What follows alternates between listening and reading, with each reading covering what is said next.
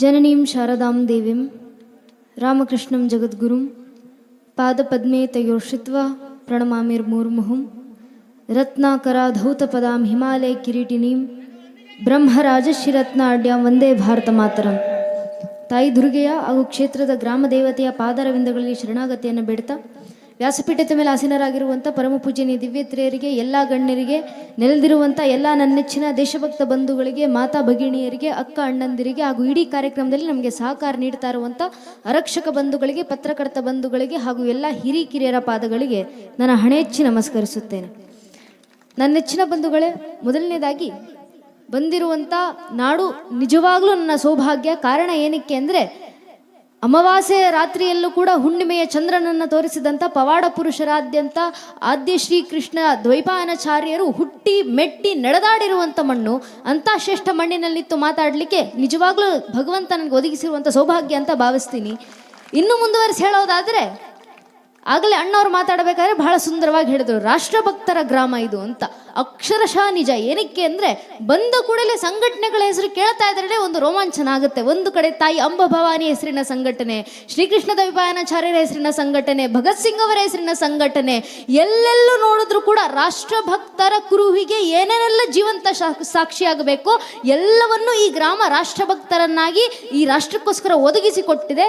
ಆದ್ರಿಂದ ಈ ರಾಷ್ಟ್ರಭಕ್ತರ ಗ್ರಾಮದಲ್ಲಿ ನಿಂತು ನೋಡಬೇಕಾದ್ರೆ ಅನ್ಸುತ್ತೆ, ಖಂಡಿತವಾಗ್ಲೂ ಮುಂದೊಂದು ದಿನ ಇಡೀ ವಿಜಯಪುರ ಜಿಲ್ಲೆಗೆ ಹಿಂದುತ್ವದ ಭದ್ರಕೋಟೆ ಯಾವುದು ಅಂತ ಕೇಳಿದ್ರೆ ಅದು ಈ ಗ್ರಾಮ ಖಂಡಿತವಾಗ್ಲೂ ಆಗುತ್ತೆ ಅಂತ ನೋಡಿದ್ರೆ ಗೊತ್ತಾಗುತ್ತೆ. ಇಂಥ ಸಂದರ್ಭದಲ್ಲಿ, ಇಂಥ ಮಣ್ಣಿನಲ್ಲಿ ನವರಾತ್ರಿಯ ತಾಯಿ ದುರ್ಗೆಯ ಆರಾಧನೆ ಮಾಡಬೇಕಾದ್ರಲ್ಲ ನಮಗೆ ನೆನಪಾಗುವಂತ ವೀರರಾಣಿಯರಲ್ಲಿ ಒಬ್ಬರು. ಇವತ್ತಿನ ದಿನ ಬಹುಶಃ ಅತ್ಯಂತ ಪುಣ್ಯ ದಿನ. ಕಾರಣ ಏನಕ್ಕೆ ಅಂದರೆ, ಯಾವ ಸಂಗೊಳ್ಳಿ ರಾಯಣ್ಣನವರು ತಮ್ಮ ಇಡೀ ಜೀವನವನ್ನ ಯಾವ ಕಿತ್ತೂರಿನ ಸಂಸ್ಥಾನಕ್ಕೆ ಅರ್ಪಿಸಿದ್ರೋ ಆ ಕಿತ್ತೂರು ಸಂಸ್ಥಾನದ ಒಡತಿಯಾಗಿ ಇಡೀ ಕಿತ್ತೂರು ಸಂಸ್ಥಾನವನ್ನ ಭದ್ರಗೊಳಿಸಿ ಠಾಕರಿಯ ಕತ್ತನ್ನ ಕಡಿದು ತನ್ನ ಅಗಸಿ ಬಾಗ್ಲಿಗೆ ತನ್ನೇ ತಾಕಿ ತಾಕತ್ತಿದ್ರೆ ಬನ್ನಿ ಅಂತ ಗರ್ಜಿಸಿ ಬ್ರಿಟಿಷರ ವಿರುದ್ಧ ಸಮರ ಸಾರಿದಂತ ಕಿತ್ತೂರಿನ ರಾಣಿ ಚೆನ್ನಮ್ಮಾಜಿ ಅವರ ಹುಟ್ಟುದಿನ ಇವತ್ತು. ಅವರ ಹುಟ್ಟುಹಬ್ಬದಂದು ನೂರಾರು ಜನ ತಾಯಂದಿರು ಸೇರಿದ್ದಾರೆ. ಬಹುಶಃ ನಮ್ಮ ಧರ್ಮದಲ್ಲಿ ಏನಕ್ಕೆ ಹಿಂದೂ ಧರ್ಮ ಅತ್ಯಂತ ಶ್ರೇಷ್ಠ ಅಂತ ಹೇಳೋದು ಅಂದರೆ, ಇಡೀ ಜಗತ್ತಿನಲ್ಲಿ ಯಾವುದಾದ್ರೂ ಧರ್ಮ ತನ್ನ ಮನೆಯಲ್ಲಿರುವಂಥ ಒಬ್ಬೊಬ್ಬ ಹೆಣ್ಣು ಮಗಳನ್ನು ಜೀವಂತ ದುರ್ಗೆ ಅಂತ ಆರಾಧಿಸಿದ್ರೆ ಅದು ನಮ್ಮ ಸನಾತನ ಹಿಂದೂ ಧರ್ಮ ಮಾತ್ರ. ಆ ಜೀವಂತ ದುರ್ಗೆಯರ ಸ್ವರೂಪವಾಗಿ ನೂರಾರು ಜನ ತಾಯಂದಿರು ಬಂದು ಸೇರಿದ್ದೀರಾ. ತಾಯಂದಿರಲ್ಲೆಲ್ಲರಲ್ಲೂ ಒಂದು ವಿನಂತಿ, ದಯವಿಟ್ಟು ಇಂಥ ಹಬ್ಬ ಹರಿದಿನಗಳಿಗೆ ಬಂದಾಗ, ಧಾರ್ಮಿಕ ಸಭೆಗಳಿಗೆ ಬಂದಾಗ ನಮ್ಮ ಸಂಸ್ಕೃತಿಯ ಅರ್ಥವನ್ನ ನಿಮ್ಮ ಮಕ್ಕಳಿಗೆ ತಿಳಿಸುವಂತ ಕೆಲಸ ಮಾಡಿ. ಏನಕ್ಕೆ ಮಾತನ್ನು ಹೇಳ್ತಾ ಇದ್ದೀನಿ ಅಂದ್ರೆ, ನಮ್ಮ ಮನೇಲಿ ನಾವೇ ನೋಡಿದ್ರೆ ನಮ್ಗೆ ಗೊತ್ತಾಗುತ್ತೆ. ಮನೆಯಲ್ಲಿ ವಯಸ್ಸಾದಂತ ಅಜ್ಜಿಯಂದಿರಿದ್ರೆ ಅವರ ಹಣೆ ಮೇಲಿರುವಂತ ಕುಂಕುಮವನ್ನು ಒಮ್ಮೆ ಗಮನಿಸಿ ನೋಡಿ. ಅದೇ ಮನೆಯಲ್ಲಿ ಯುವತಿಯರಿದ್ರೆ ಅವರ ಹಣೆನಲ್ಲಿರುವಂತ ಬೊಟ್ಟನ್ನ ಗಮನಿಸಿ ನೋಡಿ. ಹಿರಿಯರಾದ್ರೆ ಅವರ ಹಣೆನಲ್ಲಿ ಗುಂಡಾಗಿ ಒಂದು ಕುಂಕುಮವನ್ನ ಇಡುತ್ತಾರೆ, ದೊಡ್ಡದಾಗಿ ಕಾಣಿಸುತ್ತೆ ಯಾರಿಗಾದ್ರೂ. ಆದ್ರೆ ಈಗಿನ ಯುವತಿಯರು ಕುಂಕುಮ ಇಡ್ತಾರೆ ಒಂದು ಬಿಂದಿ ಅಷ್ಟೇ. ಎದುರಿಗಿರೋರು ಕಾಣಿಸುತ್ತೋ ಇಲ್ವೋ ಬೇಕಾಗಿಲ್ಲ, ಇಡಬೇಕು ಅಂತ ಮನ್ನಲ್ಲಿ ಹೇಳಿದಾರೆ, ಅದಕ್ಕೆ ಹಣೆ ಕುಂಕುಮ ಇಡ್ತಾ ಇದ್ದೀವಿ ಅಷ್ಟೇ ಅಂತ. ಕಾಲಕ್ರಮೇಣ ನಮ್ಮ ಸಂಸ್ಕೃತಿ ಕ್ಷೀಣಿಸ್ತಾ ಇರೋದು ನಮ್ಮ ಕಣ್ಣು ಮುಂದೆ ಕಾಣಿಸ್ತಾ ಇದೆ. ಅಣ್ಣವ್ರಾಗಲೇ ಮಾತಾಡ್ತಾ ಇರಬೇಕಾದ್ರೆ ಹೇಳಿದ್ರು, ಫ್ಯಾಷನ್ ಅನ್ನೋ ಹೆಸರಿನಲ್ಲಿ, ಮಾಡರ್ನಿಸಮ್ ಅನ್ನೋ ಹೆಸರಿನಲ್ಲಿ, ಸೋಕಾಲ್ಡ್ ಆಧುನಿಕತೆ ಅನ್ನೋ ಹೆಸರಿನಲ್ಲಿ ನಮ್ಮ ಸಂಸ್ಕೃತಿಯನ್ನು ಬಿಟ್ಟು ಹೋಗ್ತಾ ಇದ್ದಾರೆ ನಮ್ಮ ಯುವಕ ಯುವತಿಯರು ಅಂತ. ಆದ್ರಿಂದ ನಮ್ಮ ಮನೆ ಹೆಣ್ಮಕ್ಳಿಗೆ ತಿಳಿಸಿ ಹೇಳಬೇಕು, ಏನಕ್ಕೆ ಕುಂಕುಮ ಇಡಿ ಅಂತ ಹೇಳ್ತೀವಿ ಅಂದ್ರೆ, ಇದೇ ನವರಾತ್ರಿಯಲ್ಲಿ ನಾವು ದುರ್ಗೆಯ ಅವತಾರವನ್ನು ಆರಾಧಿಸ್ತೀವಿ. ಶುಂಭ ನಿಶುಂಭರ ಸಂಹಾರ ಮಾಡಿ ಶಾಂಭವಿ ಅವತಾರ ತಾಳಿ ನಿತ್ತಂತ ದುರ್ಗೆಯ ಅವತಾರ. ಏನಕ್ಕೆ ಹಣೆ ಕುಂಕುಮ ಇಡಬೇಕು ಅಂತ ನಮ್ಮ ಪೂರ್ವಿಕರು ಹೇಳ್ತಾರಂದ್ರೆ, ದೇವಿ ಭಾಗವತದಲ್ಲಿ ವ್ಯಾಸರು ಬರೀತಾರೆ, ಶುಂಭ ನಿಶುಂಭ ಎಂಬ ಇಬ್ಬರೂ ರಾಕ್ಷಸರು ಜಗನ್ಮಾತೆಯನ್ನ ಕೆಟ್ಟ ದೃಷ್ಟಿಯಿಂದ ನೋಡಿದಂತ ಸಂದರ್ಭದಲ್ಲಿ ಜಗನ್ಮಾತೆ ಶುಂಭ ನಿಶುಂಭ ಎಂಬ ರಾಕ್ಷಸರ ಮರ್ದನವನ್ನ ಮಾಡಿ ಅವರ ರಕ್ತವನ್ನು ತಗೊಂಡು ತನ್ನ ಹಣೆಗೆ ಇಟ್ಕೊಂತಾಳಂತೆ. ಅದರ ಪ್ರತೀಕವಾಗಿ ಇವತ್ತಿಗೂ ನಮ್ಮ ಹೆಣ್ಣುಮಕ್ಕಳು ಹಣೆ ಕುಂಕುಮ ಇಟ್ಕೊಂತಾರೆ. ಏನಕ್ಕೆ ಅಂದ್ರೆ, ಎದುರಿಗೆ ಬರುವಂತ ಗಂಡಸಿಗೆ ಎಚ್ಚರಿಕೆಯನ್ನ ನೀಡಲಿಕ್ಕೆ, ಒಂದು ನೀನು ನನ್ನ ಜಗನ್ಮಾತೆಯ ಸ್ಥಾನದಲ್ಲಿ, ತಾಯಿ ಸ್ಥಾನದಲ್ಲಿಟ್ಟು ಗೌರವಿಸು. ಅಕಸ್ಮಾತ್ ಕೆಟ್ಟ ದೃಷ್ಟಿಯಿಂದ ನೋಡಿದ್ರೆ ಶುಂಭ ನಿಶುಂಭರ್ಗಾದಂತ ಪರಿಸ್ಥಿತಿಯೇ ನಿನಗೂ ಬರೋದು ಅಂತ ಎಚ್ಚರಿಕೆಯನ್ನು ನೀಡಲಿಕ್ಕೆ ಕ್ಷತ್ರಿಯ ಪರಂಪರೆಯ ಪ್ರತೀಕವಾಗಿ ಹಣೆ ಕುಂಕುಮ ಇಡಬೇಕು ಅಂತ ನಮ್ಮ ಪೂರ್ವಿಕರು ನಮಗೆ ಹೇಳಿಕೊಟ್ಟಿದ್ರು. ಈ ಕಾರಣದಿಂದ ಹಣೆ ಕುಂಕುಮ ಇಡಬೇಕು, ಕಣ್ಣಿಗೆ ಕಾಣಿಸೋ ರೀತಿಯಲ್ಲಿ ಕುಂಕುಮ ಇಡಬೇಕು ಅನ್ನೋದನ್ನ ನಮ್ಮ ಪೂರ್ವಿಕರು ಹೇಳ್ತಾ ಇದ್ರು. ಇಂಥ ಸಂಸ್ಕೃತಿಯನ್ನ ಯಾವತ್ತೂ ನಮ್ಮ ಮನೆಯ ಯುವತಿಯಂದಿರಿಗೆ ಹೇಳ್ಕೊಡ್ತಿರೋ ಅವತ್ತಿನ ದಿನ ಆ ಹೆಣ್ಣು ಮಕ್ಕಳು ಸಂಸ್ಕೃತಿಯನ್ನ ಪಾಲಿಸ್ಲಿಕ್ಕೆ ಶುರು ಮಾಡ್ತಾರೆ. ನಮ್ಮ ಸಂಸ್ಕೃತಿ, ನಮ್ಮ ಧರ್ಮ, ನಮ್ಮ ಹೆಣ್ಣು ಮಕ್ಕಳಿಗೆ ಬಹಳ ದೊಡ್ಡ ಸ್ಥಾನವನ್ನು ಕೊಟ್ಟಿತ್ತು. ಎಷ್ಟರ ಮಟ್ಟಿಗೆ ಅಂದ್ರೆ ನೀವೇ ಈ ಕ್ಷಣ ಯೋಚನೆ ಮಾಡಿ ನೋಡಿ. ನಾನು ಈಗಲೇ ನಿಮ್ಮ ಕಣ್ಣು ಮುಂದೆ ನಿಂತ್ಕೊಂಡು ಒಮ್ಮೆ ಮೊಘಲರ ರಾಣಿಯರನ್ನು ನೆನಪಿಸ್ಕೊಳ್ಳಿ ಅಂದಾಗ ನಮ್ಮ ಕಣ್ಣು ಮುಂದೆ ಹೆಚ್ಚೆಚ್ಚಂದ್ರೆ ಯಾವ ಭಾವಚಿತ್ರ ಬರುತ್ತೆ? ಕೈಯಲ್ಲೊಂದು ಗುಲಾಬಿ ಹೂವಿನ ಇಟ್ಕೊಂಡು ಅಲಂಕಾರ ಮಾಡಿಕೊಂಡು ಅಂತಃಪುರದಲ್ಲಿ ಕೂತಿರುವಂತ ಹೆಣ್ಮಗಳ ನೆನಪಾಗ್ಬೋದು ನಮಗೆ. ಅದೇ ಈ ಕ್ಷಣ ಒಮ್ಮೆ ಬ್ರಿಟಿಷರ ರಾಣಿಯರನ್ನ ನೆನಪಿಸ್ಕೊಳ್ಳಿ ಅಥವಾ ಇಂಗ್ಲೆಂಡಿನ ರಾಣಿಯರನ್ನ ನೆನಪಿಸ್ಕೊಳ್ಳಿ ಅಂದ್ರೆ ಯಾವ ಭಾವಚಿತ್ರ ಕಣ್ಣು ಮುಂದೆ ಬರುತ್ತೆ? ಅಲಂಕಾರ ಮಾಡಿಕೊಂಡು ತನ್ನ ಅರಮನೆಯಲ್ಲಿ ತಾನು ಸುಖವಾಗಿ ಕೂತಿರುವಂತ ಹೆಣ್ಣು ಮಗಳ ನೆನಪಾಗ್ಬೋದು. ಅದೇ ಒಮ್ಮೆ ಭಾರತದ ರಾಣಿಯರನ್ನ ನೆನಪಿಸ್ಕೊಳ್ಳಿ ಅಂದಾಗ ನಮ್ಮ ಕಣ್ಣು ಮುಂದೆ ಈ ರೀತಿ ಅಲಂಕಾರ ಮಾಡಿಕೊಂಡು ಕೂತಿರುವಂತ ಹೆಣ್ಣು ಮಕ್ಕಳ ನೆನಪಾಗೋದಿಲ್ಲ. ಬದಲಾಗಿ ಕೈಯಲ್ಲಿ ಬಿಚ್ಚುಗತ್ತೆಯನ್ನು ಹಿಡಿದು ಕುದುರೆಯನ್ನೇರಿ ಕೂತು ಮೊಘಲರ ರುಂಡವನ್ನ ಚಂಡಾಡಿದಂತ ಬೆಳವಡಿ ಮಲ್ಲಮ್ಮನಂತ ಹೆಣ್ಣುಮಕ್ಕಳ ನೆನಪಾಗುತ್ತೆ ನಮಗೆ. ಕಾರಣ ಈ ಧರ್ಮದಲ್ಲಿ ಹೆಣ್ಣು ಮಕ್ಕಳನ್ನ ತಯಾರು ಮಾಡಿದಂತ ರೀತಿಯಂಥದ್ದು. ಈ ಮಣ್ಣಿನ ಹೆಣ್ಣುಮಕ್ಕಳನ್ನ ನಾವು ಯಾವತ್ತಿಗೂ ಅಡುಗೆ ಮನೆಗೆ ಸೀಮಿತ ಮಾಡಿದವರೇ ಅಲ್ಲ. ಈ ಮಣ್ಣಿನಲ್ಲಿ ಈ ಧರ್ಮದಲ್ಲಿ ಹುಟ್ಟಿದಂತ ಹೆಣ್ಣು ಮಕ್ಕಳನ್ನ ಯಾವತ್ತಿಗೂ ಮನೆ ವಸಲಿನ ಒಳಗಡೆ ಸೀಮಿತ ಮಾಡದಂತವರಲ್ಲ ನಾವು. ಈ ಮಣ್ಣಿನಲ್ಲಿ ಹುಟ್ಟಿದಂತ ಒಬ್ಬೊಬ್ಬ ಹೆಣ್ಣು ಮಗಳು ಯಾವ ರೀತಿ ತಯಾರಾದ್ರು ಅಂತ ಕೇಳಿದ್ರೆ, ಸಮುದ್ರದ ಅಲೆಗಳಿಗೂ ಸ್ವತಂತ್ರದ ಕಿಚ್ಚನ ಹುಚ್ಚನ್ನೆಬ್ಬಿಸಿ ಪೋರ್ಚುಗೀಸರ ದೋಳಿಗಳನ್ನ ಸಮುದ್ರದ ಮಧ್ಯದಲ್ಲಿ ಸೀಳಿ ಬಿಸಾಡಿದಂತ ರಾಣಿ ಅಬ್ಬಕ್ಕರಂತ ಹೆಣ್ಣು ಮಕ್ಕಳನ್ನ ತಯಾರು ಮಾಡಿದಂತ ಧರ್ಮ ನಮ್ಮದು. ಈ ಧರ್ಮದಲ್ಲಿ ಹೆಣ್ಣು ಮಕ್ಕಳನ್ನ ಆರಾಧಿಸಿದ್ವಿ ನಾವು ಯಾವ ರೀತಿ? ನವರಾತ್ರಿ 9 ದಿನಗಳ ಕಾಲ ಪ್ರಥಮಂ ಶೈಲಪುತ್ರಿ ಚ, ದ್ವಿತೀಯಂ ಬ್ರಹ್ಮಚಾರಿಣಿ, ತೃತೀಯಂ ಚಂದ್ರಗಂಟೇತಿ, ಕೋಷ್ಮಾಂಡೇತಿ, ಚತುರ್ಥಕಂ ಪಂಚಮಂ ಸ್ಕಂದಮಾತೇತಿ, ಷಷ್ಠಂ ಕಾತೆ ಇನಿತಿ ಸಾ, ಸಪ್ತಮಂ ಕಾಲರಾತ್ರೀತ ಮಹಾಗೌರೀತಿ, ಷಾಷ್ಟವಂ ನವಮಂ ಸಿದ್ಧಿದಾತ್ರಿ ಚ, ನವದುರ್ಗ ಪ್ರಕೀರ್ತಿತ ಅಂತ 9 ದಿನಗಳ ಕಾಲ ತಾಯಿ ದುರ್ಗೆಯ 9 ಸ್ವರೂಪಗಳನ್ನ ವರ್ಣಿಸ್ತಾ ಮಾರ್ಕಂಡೇಯ ಋಷಿ ಮುನಿಗಳು ದುರ್ಗಾ ಸಪ್ತಶತಿನೆಲ್ಲ ನಮಗೆ ಆರಾಧನೆ ಮಾಡೋದನ್ನು ಕಲಿಸ್ಕೊಟ್ಟಿದ್ದಾರೆ. ಆ 9 ಅವತಾರಗಳಿದೆಯಲ್ಲ, ಆ 9 ನವದುರ್ಗೆಯರ ಅವತಾರಗಳು ಪ್ರತಿಯೊಬ್ಬ ಹೆಣ್ಣಿಗೂ ಆದರ್ಶವಾಗಿ ನಿಲ್ಲಬೇಕು. ಇವತ್ತಿನ ದಿನ ಈ ಮಾತನ್ನು ಹೇಳಬೇಕಾದ್ರೆ ಬಹಳ ಹೆಮ್ಮೆ ಆಗುತ್ತೆ. ಒಂದು ಕಾಲ ಇತ್ತು, ನಮ್ಮ ಹಬ್ಬ ಹರಿದಿನಗಳನ್ನು ಯಾರು ಆಚರಿಸ್ತಾರೆ ಅಂದ್ರೆ ನಾವು ಹೇಳ್ಕೊಂತ ಇದ್ವಿ, ಊರಿನಲ್ಲಿರುವಂತ ಹಿಂದೂ ಸಂಘಟನೆಗಳು ಆಚರಿಸ್ತಾರೆ. ಒಂದು ಕಾಲ ಇತ್ತು, ಶಿವಾಜಿ ಮಹಾರಾಜರ ಜಯಂತಿ ಯಾರು ಆಚರಿಸ್ತಾರೆ ಅಂದ್ರೆ ಮರಾಠ ಸಮಾಜದವರು ಆಚರಿಸ್ತಾರೆ. ರಾಯಣ್ಣನ ಜಯಂತಿ ಯಾರು ಆಚರಿಸ್ತಾರೆ ಅಂದ್ರೆ ಕುರುಬ ಸಮಾಜದವರು ಆಚರಿಸ್ತಾರೆ. ಚೆನ್ನಮ್ಮಾಜಿಯವರ ಜಯಂತಿ ಯಾರು ಆಚರಿಸ್ತಾರೆ ಅಂದ್ರೆ ಲಿಂಗಾಯತ ಸಮಾಜದವರು ಆಚರಿಸ್ತಾರೆ. ಒಡೆದೋಗಿತ್ತು ಹಿಂದೂ ಸಮಾಜ ಒಂದು ಕಾಲದಲ್ಲಿ. ಆದರೆ ಇವತ್ತಿನ ದಿನ ಹಿಂದೂ ಸಮಾಜ ಎಷ್ಟು ಒಗ್ಗೂಡಿದೆ ದೇಶದಾದ್ಯಂತ, ಇಡೀ ರಾಷ್ಟ್ರಭಕ್ತರ ಸಮೂಹ ದೇಶದಾದ್ಯಂತ ಎಷ್ಟರ ಮಟ್ಟಿಗೆ ಒಗ್ಗೂಡಿದೆ ಅಂದ್ರೆ, ಇವತ್ತು ನಮ್ಮ ಹಬ್ಬ ಹರಿದಿನಗಳನ್ನ, ಹಿರಿಯರ ಜಯಂತಿಗಳನ್ನ ಕೇವಲ ಒಂದೊಂದು ಸಮಾಜ ಹಿಂದೂ ಸಂಘಟನೆಗಳು ಮಾತ್ರ ಆಚರಿಸ್ತಾ ಇಲ್ಲ. ಮೊನ್ನೆ ಛತ್ರಪತಿ ಶಿವಾಜಿ ಮಹಾರಾಜರ ಜಯಂತಿ ನಡೆದಾಗ ಜಮ್ಮು ಮತ್ತು ಕಾಶ್ಮೀರದ ಗಡಿನಲ್ಲಿ ನಿಂತು ನಮ್ಮ ದೇಶದ ಭಾರತದ ಸೈನಿಕರು ಛತ್ರಪತಿ ಶಿವಾಜಿ ಮಹಾರಾಜರ ಜಯಂತಿಯನ್ನು ಆಚರಿಸಿದ್ರು. ಅವರ ಬಾಯಿನಲ್ಲಿ ಜೈ ಶಿವಾಜಿ ಜೈ ಭವಾನಿಯ ಘೋಷಣೆಗಳು ಕೇಳಿ ಬಂದಿದ್ವು. ದೇಶದಾದ್ಯಂತ ಹಿಂದುತ್ವದ ಜಾಗೃತಿ ಆಗ್ತಾ ಇರುವಂತ ರೀತಿ ಎಷ್ಟರ ಮಟ್ಟಿಗೆ ಹಿಂದೂ ಧರ್ಮದ ಜಾಗೃತಿ ದೇಶದಾದ್ಯಂತ ಆಗಿದೆ ಅಂದ್ರೆ, ಕೆಲವು ವರ್ಷಗಳ ಹಿಂದೆ ನಮ್ಮ ದೇಶಕ್ಕೆ ಸೌದಿ ಅರೇಬಿಯಾದ ರಾಜ ಬಂದಿದ್ದ. ಭಾರತ ಪ್ರವಾಸಕ್ಕಂತ ಸೌದಿ ಅರೇಬಿಯಾದ ರಾಜ ಬಂದಿದ್ದ. ಆತ ಬಂದಾಗ ನಮ್ಮ ದೇಶದ ಮಾಜಿ ಪ್ರಧಾನಮಂತ್ರಿಗಳು ನಮ್ಮ ದೇಶದಲ್ಲಿದ್ದಂತ ಕಾಶಿ ವಿಶ್ವನಾಥರ ದೇವಸ್ಥಾನಕ್ಕೆ ಪರದೆಯನ್ನು ಹಾಕ್ಸಿದ್ರು. ಯಾಕೆ ಅಂದ್ರೆ ಆ ಮಾಜಿ ಪ್ರಧಾನಮಂತ್ರಿಗಳು ಉತ್ತರವನ್ನು ಕೊಟ್ಟಿದ್ರು, ಬರ್ತಾ ಇರೋದು ಸೌದಿ ಅರೇಬಿಯಾದ ರಾಜ ಬೇರೆ ಮತ ಪಂಥದವನು, ಅವನಿಗೆ ನಮ್ಮ ಹಿಂದೂಗಳ ದೇವಸ್ಥಾನವನ್ನು ನೋಡಿದ್ರೆ ಮನಸ್ಸಿಗೆ ನೋವಾಗಬಹುದು, ಅದಕ್ಕೆ ಆತನ ಮನಸ್ಸಿಗೆ ನೋವು ಮಾಡೋದು ಬೇಡ, ಆತನ ಕಣ್ಣು ಮುಂದೆ ನಮ್ಮ ದೇವಸ್ಥಾನನೇ ಕಾಣಿಸಬಾರ್ದು ಅಂತ ನಮ್ಮ ಕಾಶಿ ವಿಶ್ವನಾಥರ ದೇವಸ್ಥಾನಕ್ಕೆ ಪರದೆಯನ್ನು ಹಾಕ್ಸಿದ್ರು ಮಾಜಿ ಪ್ರಧಾನಿಗಳು. ಯಾವುದೋ ಸೌದಿ ಅರೇಬಿಯಾದ ರಾಜ ಬರ್ತಿದ್ದಾನೆ ಅಂತ. ಆದ್ರೆ ಇವತ್ತಿನ ದಿನ ನೋಡಿ, ನಮ್ಮದೇ ಭಾರತದಲ್ಲಿ G20 ಶೃಂಗಸಭೆ ನಡೀತಾ ಇದೆ. ಈ G20 ಶೃಂಗಸಭೆಗೆ ಕೇವಲ ಸೌದಿ ಅರೇಬಿಯಾದ ರಾಜ ಮಾತ್ರ ಅಲ್ಲ, ಇಂಡೋನೇಷ್ಯಾದಿಂದ ಹಿಡಿದು UK, USA, ಕೆನಡಾ, ದುಬೈನ ಶೇಖ್ನವರೆಗೂ ಜಗತ್ತಿನ 10 ದೇಶದ ರಾಜರು, ರಾಷ್ಟ್ರಪತಿಗಳು ಭಾರತಕ್ಕೆ ಆಗಮಿಸಿದ್ದಾರೆ. ಯಾವ ಭಾರತ್ ಮಂಟಪಂನಲ್ಲಿ G20 ಶೃಂಗಸಭೆ ನಡೀತಾ ಇದೆಯೋ ಆ ಭಾರತ್ ಮಂಟಪಂನ ಎದುರುಗಡೆ ಬರೋಬ್ಬರಿ 24 ಅಡಿಯ ನಟರಾಜನ ಪುತ್ಥಳಿಯನ್ನು ಸ್ಥಾಪನೆ ಮಾಡಿದೆ ಭಾರತ. ಅದರ ಮೂಲಕ ಇಡೀ ಜಗತ್ತಿನಾದ್ಯಂತ ಸ್ಥಾನಗಳಿಂದ ಬಂದಿರುವಂತ ಎಲ್ಲಾ ರಾಜರು, ರಾಷ್ಟ್ರಪತಿಗಳಿಗೆ ನಾವು ತೋರಿಸ್ಕೊಟ್ಟಿದ್ದೀವಿ ಭಾರತದ ಮೂಲ ಸತ್ವ ಅಂತ ಯಾವ್ದಾದ್ರು ಇದ್ರೆ ಅದು ಈ ಸನಾತನ ಹಿಂದೂ ಧರ್ಮ ಮಾತ್ರ. ಭಾರತದ ಮೂಲ ತತ್ವ ಅಂತ ಯಾವ್ದಾದ್ರು ಇದ್ರೆ ಅದು ಹಿಂದುತ್ವ ಮಾತ್ರ ಅಂತ ಜಗತ್ತಿಗೆ ಸಾರುವಂತ ಕೆಲಸವನ್ನ ಇವತ್ತಿನ ದಿನ ಭಾರತ ಮಾಡ್ತಾ ಇದೆ. ಇದೇ G20 ಶೃಂಗಸಭೆಗೆ ಬಂದಿದ್ದಂತ ದೂರದ ಜಪಾನ್ ರಾಷ್ಟ್ರದ ರಾಷ್ಟ್ರಪತಿಯ ಹೆಂಡತಿ, ಅರ್ಥಾತ್ ಜಪಾನ್ ರಾಷ್ಟ್ರದ ಪ್ರಥಮ ಮಹಿಳೆ ಭಾರತಕ್ಕೆ ಬಂದಾಗ ಭಾರತದ ಹೆಣ್ಣು ಮಕ್ಕಳಂತೆ ಸೀರೆಯನ್ನು ತೊಟ್ಟು ಕೈಗೆ ಬಳೆಗಳನ್ನ ತೊಡ್ಕೊಂಡು ಕೂದಲಿಗೆ ಮಲ್ಲಿಗೆಯು ಮುಡ್ಕೊಂಡು ಬಂದಿದ್ರು. ಕೆಲವು ದಿನಗಳ ಹಿಂದೆ ನಡೆದಂತ ಘಟನೆ. ಅದನ್ನ ನೋಡಿ ಭಾರತೀಯರಿಗೆ ಆಶ್ಚರ್ಯ ಆಯ್ತು. ಯಾವುದೋ ದೂರದ ಜಪಾನ್ ರಾಷ್ಟ್ರದ ಪ್ರಥಮ ಮಹಿಳೆ, ಜಪಾನ್ ರಾಷ್ಟ್ರದ ರಾಷ್ಟ್ರಪತಿಯ ಹೆಂಡತಿ ಭಾರತಕ್ಕೆ ಬಂದ್ರೆ ಸೀರೆ ತೊಟ್ಟು ಬಂದಿದ್ದಾರಲ್ಲ, ಏನು ವಿಶೇಷ ಅಂತ. ಆಗ ಆ ಜಪಾನ್ ರಾಷ್ಟ್ರದ ಪ್ರಥಮ ಮಹಿಳೆ ಪತ್ರಕರ್ತರ ಮುಂದೆ ಹೇಳಿಕೆಯನ್ನ ಕೊಡುತ್ತಾರೆ. ಇಡೀ ಜಗತ್ತಿನ, ಇದನ್ನ ನಾನು ಹೇಳ್ತಾ ಇರೋದಲ್ಲ, ಜಪಾನ್ ರಾಷ್ಟ್ರದ ಪ್ರಥಮ ಮಹಿಳೆ ಹೇಳ್ತಾರೆ, ಇಡೀ ಜಗತ್ತಿನ ಸಮಸ್ತ ಮನುಕುಲದ ಪೂರ್ವಿಕರು ಅಂತ ಯಾರಾದ್ರೂ ಇದ್ರೆ ಅದು ಪ್ರಭು ಶ್ರೀರಾಮಚಂದ್ರರು ಮಾತ್ರ. ಅವರುಟ್ಟಿರುವಂತ ಭಾರತೀಯ ಪರಂಪರೆಗೆ ಗೌರವ ನೀಡಲಿಕ್ಕೆ ನಾನೂ ಸೀರೆ ತೊಟ್ಟು ಬಂದೆ ಅಂತ ಜಪಾನ್ ರಾಷ್ಟ್ರದ ಪ್ರಥಮ ಮಹಿಳೆ ಹೇಳ್ತಾರೆ. ಅಂದ್ರೆ ಹಿಂದುತ್ವದ ಜಾಗೃತಿ ನೋಡಿ ಜಗತ್ತಿನಾದ್ಯಂತ. ಈ G20 ಶೃಂಗಸಭೆಗೆ ಅಂತ ಬಂದಿದ್ದಂತ ಸಂದರ್ಭದಲ್ಲಿ ಯಾವ್ಯಾವ ದೇಶದ ರಾಜರು ರಾಷ್ಟ್ರಪತಿಗಳೆಲ್ಲ ಬಂದಿದ್ರಲ್ಲ, ಇವರೆಲ್ಲರೂ ಬಂದಿದ್ದು 2 ದಿನಕ್ಕೆ ಚಪ್ಪಲಿಯನ್ನು ಬಿಟ್ಟು ಓಡಾಡ್ಲಿಕ್ಕೆ ಶುರು ಮಾಡಿದ್ರು. ಆ ಫೋಟೋ ಎಲ್ಲ ದೃಶ್ಯ ಮಾಧ್ಯಮಗಳಲ್ಲೂ ಹರಿದಾಡ್ತು, ಎಲ್ಲಾ ಪತ್ರಿಕೆಗಳು ಪ್ರಕಟಣೆ ಕೂಡ ಆಯ್ತು. ಏನಕ್ಕಂದ್ರೆ ಬಂದವರು ವಿದೇಶಿಗರು, ಅವ್ರಿಗೆ ಭಾರತದ ಸಂಸ್ಕೃತಿಯ ಸೊಬಗಿಲ್ಲ. ಆ ವಿದೇಶಿಗರು ಮನೆ ಒಳಗಡೆ ಕೂಡ ಚಪ್ಪಲಿ ಹಾಕೊಂಡು ತಿರುಗಾಡ್ತಾರೆ. ಆದ್ರೆ ಭಾರತಕ್ಕೆ ಬಂದಿದ್ದ 2 ದಿನಕ್ಕೆ ಚಪ್ಪಲಿಯನ್ನು ಬಿಟ್ಟು ಓಡಾಡ್ಲಿಕ್ಕೆ ಶುರು ಮಾಡಿದ್ರು. ಭಾರತೀಯ ಸಂಸ್ಕೃತಿಯನ್ನ, ಸಂಸ್ಕಾರವನ್ನ ಅವರು ಕೂಡ ಸ್ವೀಕರಿಸ್ತಾ. ಇದನ್ನ ನೋಡಿ ಎಲ್ಲ ಭಾರತೀಯರ ಹೆಮ್ಮೆಯಿಂದ ಹೇಳಲಿಕ್ಕೆ ಶುರು ಮಾಡಿದ್ರು.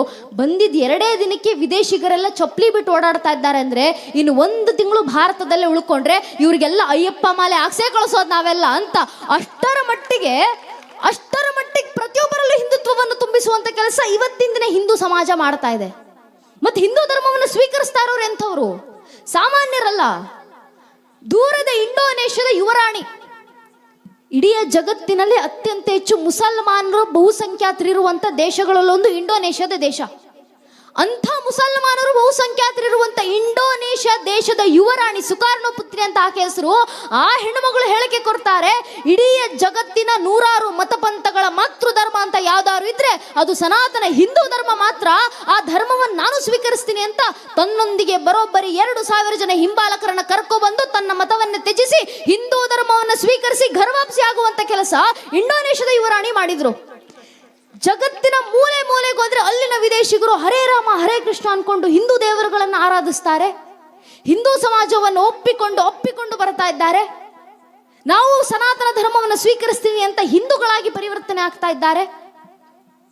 ಆದ್ರೆ ದುರಾದೃಷ್ಟವಶಾತ್ ಇಷ್ಟೆಲ್ಲ ಬದಲಾವಣೆ ಜಗತ್ತಿನಾದ್ಯಂತ ಆಗ್ತಾ ಇದೆ. ಆದ್ರೆ ನಮ್ಮದೇ ಭಾರತ ದೇಶದಲ್ಲಿ ಕೆಲವೊಂದಿಷ್ಟು ಜನ ಇದ್ದಾರೆ.